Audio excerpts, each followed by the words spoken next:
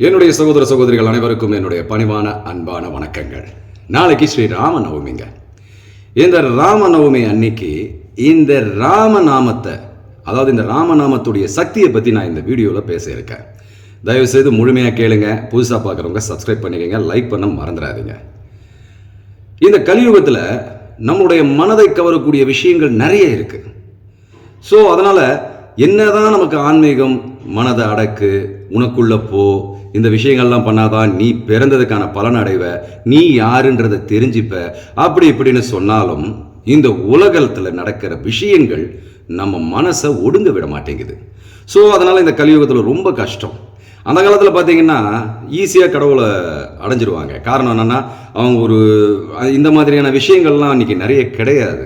அதனால் அவங்க மனசு அலைப்பாயாது, ஈஸியாக ஒடுங்கிடும், தன்னிலையை அவங்க உணர்ந்துருவாங்க. ஆனால் இந்த காலகட்டத்தில் அப்படி இல்லைன்றதுக்காக தான் நம்மளுடைய முன்னோர்கள் இந்த கலியுகத்திலையும் நாம் முன்னேற முடியும், ஆன்மீக பாதையில் முன்னேற முடியும், நான் யாருன்றதை தெரிஞ்சிக்க முடியும், இதை பண்ணால் தெரிஞ்சிக்க முடியும்னு ஒரு அருமையான விஷயத்த சொல்லிட்டு போயிருக்காங்க. அதுதான் நாம ஜெபம். கடவுளுக்கு ஒரு பெயரை கொடுத்து அந்த ஜபத்தை நாமளே ஜபம் பண்ணிக்கிட்டு இருக்கும்போது, உரி ஏற்றிட்டு இருக்கும்போது நம்மளுடைய கவனம் அந்த ஜபத்திலேயே இருக்கும், அந்த மந்திரத்திலேயே இருக்கும். அந்த மந்திரத்துடைய அதிர்வுகள் நம்ம உடலை சுற்றி இருக்கும் பொழுது நம்முடைய மனம் முழுமையடைந்து தன்னுள் திரும்பி தான் யாருன்றதை உணர ஆரம்பிச்சிடும். ஸோ இந்த மந்திர ஜபம் ரொம்ப அளப்பரிய ஆற்றல் பெற்றது. அதிலையும் ராமநாமம்ன்றது மிகப்பெரிய ஆற்றல் பெற்றது. ஒரு அணுகுண்டுக்கு சமானம். அணுகுண்டு அழிவு தான். நான் எதுக்குன்னா அந்த அளவுக்கு சக்தி பெற்றதுக்காக அணுகுண்டுன்னு ஒரு உதாரணத்துக்கு சொன்னேன். ஏன்னா இந்த ராமநாமத்தை ஜபம் பண்ணும் பொழுது அதன் மூலமாக நம்மளுடைய ஆற்றல்கள் பெருக ஆரம்பித்து நம்ம யாருன்றதை சீக்கிரமாகவே அடைஞ்சிருவோம். அது மட்டும் இல்லாமல் அதுலேயே தெளிச்சிருப்போம். அதனால தான் ராமாவதாரம் முடிஞ்ச பிறகு ராமன் வைகுண்டத்துக்கு போகும்போது ஆஞ்சநேயரை கூட்ட போது கூட ஆஞ்சநேயர் சொன்னாராம், ராமா, உன்னை விட உன்னுடைய ராமநாமம் சிறந்தது. இதை நான் இந்த உலகத்திலேயே, அதாவது இந்த பூலோகத்திலேயே நான் அதை ஜபம் பண்ணிக்கிட்டு அந்த சுவையில் திளைச்சிருப்பேன். அது மட்டும் இல்லாமல் ராமா, உங்களை ராமா ராமான்னு சொல்லி அழைக்கிறாங்க பார்த்தீங்களா ஆபத்து சமயத்தில், உங்களுக்கு பணிவிட செய்கிற மாதிரி நினச்சி அவங்களுக்கு நான் பணிவிட செய்வேன், நான் முழு திருப்தி அடைஞ்சிருவேன். அதனால் நான் இங்கேயே இருக்க சிரஞ்சீவியான்னு சொன்னார். அது ராமநாமத்தின் மகத்துவத்துக்காக அதை சொல்கிறேன். அது மட்டும் இல்லாமல் ஒரு சின்ன கதை ஒன்று சொல்கிறேன். இதன் மூலமாக அந்த மந்திரத்தோட சக்தியை நீங்கள் புரிஞ்சுப்பீங்க.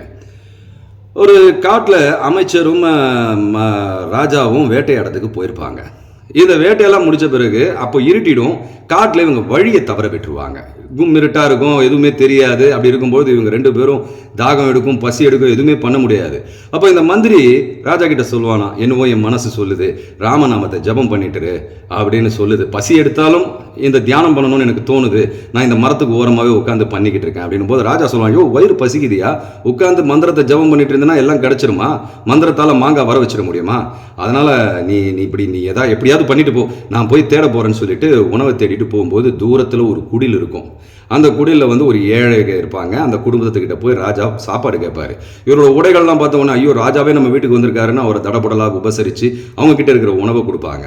ராஜாவுக்கு மனசு கேட்காது, ஐயோ நம்ம மந்திரி அங்கே உட்காந்து ராமஜபம் பண்ணிட்டு இருக்கிறான், என்ன இருந்தாலும் நம்ம மந்திரி ஆகிட்டான், அவனுக்கும் பசிக்கு ஏதாவது வாங்கிட்டு போவோன்னு சொல்லி அவனுக்கும் கொஞ்சம் உணவை கேட்டு வாங்கிட்டு போவார்.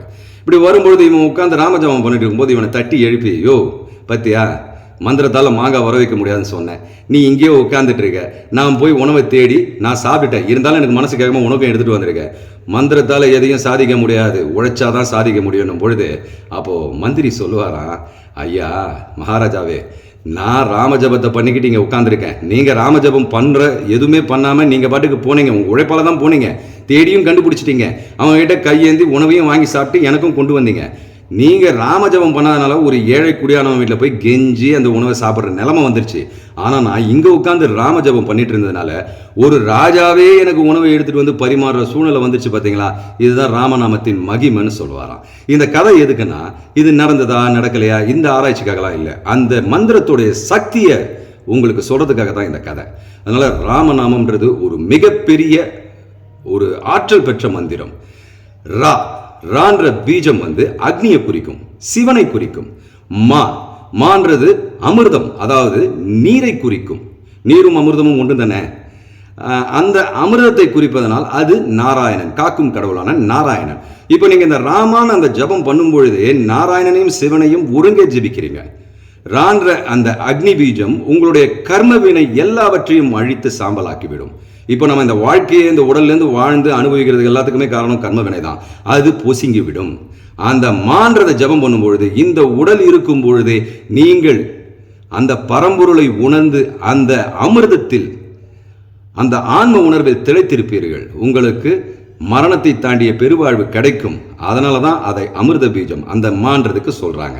இந்த ராமநாமத்தை சொல்லும் பொழுது நம்ம கர்ம வினைகள் நீங்கி நாம் ஆன்மா என்கிற அமிர்தத்தில் மரணத்தை மீறிய பெருவாழ்வு வாழ்வோம் என்கிற தத்துவத்தின் அடிப்படையில் தான் இந்த ராமநாமம் இருக்கு. அதனால ஒவ்வொருத்தரும் ராமநாமத்தை ஜபிப்போம், இந்த கர்ம வினையை தொலைப்போம், நம்மளுடைய பிறப்பறுப்போம். நன்றி, வணக்கம், ஜெய் ஹிந்த்.